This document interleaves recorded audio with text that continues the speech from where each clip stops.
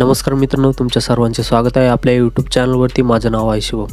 तर मित्रांनो, आज आपण निफ्टी 50 मध्ये एक लॉटने ट्रेड केला आहे, ज्यामध्ये आपण 3672 रुपये इन्व्हेस्टमेंट करून 612 रुपये लॉस बुक केलेला आहे। तर मित्रांनो, हा लॉस कशा प्रकारे झाला आहे, यामागे काय स्ट्रॅटेजी होती ट्रेड करण्यासाठी, तुम्हाला या व्हिडिओमध्ये शिकायला भेटणार आहे। त्यासाठी हा व्हिडिओ शेवटपर्यंत पहा आणि आपल्या यूट्यूब चॅनलला सबस्क्राईब करा।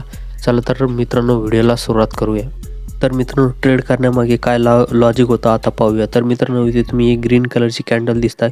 ज्यावेळेस ग्रीन कलरची कॅन्डलचा ब्रेकआउट झाला होता, त्यावेळेस मी पुट साईडला एंट्री केली होती, कारण मार्केट काल साईडवेज चालत होतं आणि साईडवेज चालल्याच्या नंतर आज मार्केट थोडंसं गॅप अप ओपन झालेलं आहे आणि असा एक अंदाज ठेवला होता की गॅप अप ओपन झाल्याच्या नंतर इथे जे थोडंसं गॅप अप झालेलं आहे, एवढं मार्केट भरून काढण्यासाठी 100% खाली येईल।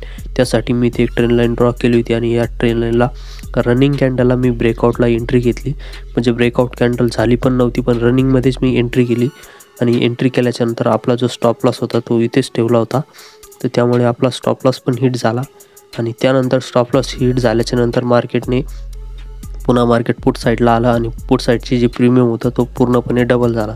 तर मित्रांनो, या ठिकाणी तुम्ही प्रीमियमचा चार्ट पाहू शकता। निफ्टी 21 मार्च 2024 21,800 PE मध्ये मी एंट्री केली होती, ज्यामध्ये वरची जी इथे एक रेड कलरची छोटी ट्रेंड लाईन दिसते, इथे आपली एंट्री झाली होती आणि आपला जो स्टॉप लॉस होता ते खालची जी ट्रेंड लाईन दिसते इथे आपला स्टॉप लॉस होता।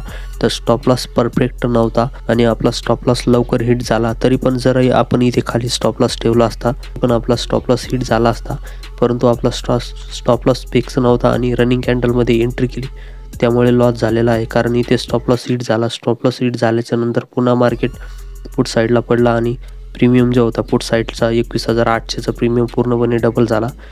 तर इथे आपली गलती होती, इथे एक चूक होती, त्यामुळे इथे आपला लॉस झालेला आहे। लॉस होण्याचं कारण फक्त हेच होतं की आपण रनिंग कॅन्डलमध्ये एंट्री केली, त्यामुळे आपल्याला इथे फिक्स स्टॉप लॉस ठेवता नाही आला आणि त्यामुळे आज आपल्याला 612 रुपयाचा लॉस झालेला आहे अशा प्रकारे। तर मित्रांनो, अशा प्रकारे आज आपल्याला 612 रुपयाचा लॉस झालेला आहे। तर मित्रांनो, तुम्हाला पण ऑप्शन ट्रेडिंग शिकायची असेल तर त्यासाठी आपल्या यूट्यूब चॅनलला सबस्क्राईब करा आणि टेलिग्राम चॅनलला जॉईन करा। टेलिग्राम चॅनलची लिंक मी डिस्क्रिप्शनमध्ये दिलेली आहे, कारण तिथे जर तुम्हाला ऑप्शन ट्रेडिंग शिकायची असेल तर त्यासाठी मी तुम्हाला प्रॅक्टिस करण्यासाठी जे पेपर ट्रेड असतात ते टेलिग्राम चॅनलवरती देत असतो।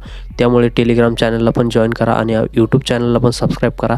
चला तर मित्रांनो, भेटूया पुढच्या व्हिडिओमध्ये। जय हिंद।